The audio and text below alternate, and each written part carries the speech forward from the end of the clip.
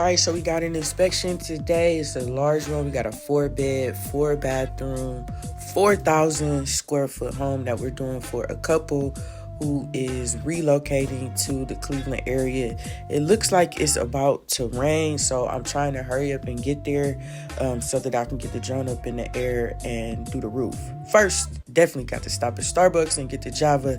Again, it looks like it's about to rain, but I get there, get the drone out, get everything set up, and then I put the drone up in the air so that we can start the actual roof inspection. As you can see, it's a beautiful home.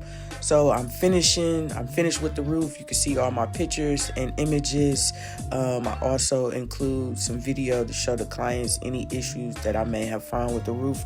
This one was a new roof, so pretty much all good. Then I'll start the exterior. So that's the exterior of the house, the porch, the windows, the doors, the grading.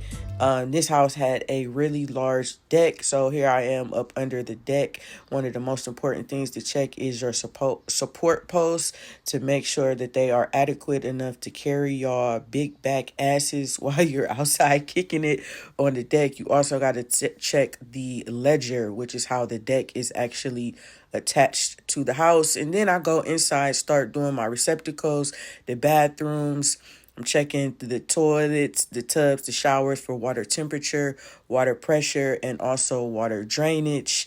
Also got to check the major mechanicals. So that's the furnace and the water heater. They were installed in this little utility room. This was a almost perfect water heater installation. Check my receptacles and woo! All right, so I'm finally done. Took me 3 hours. 3 hours, 20 minutes. It was a huge house. Finished. Got my report basically done. I'm done for the day.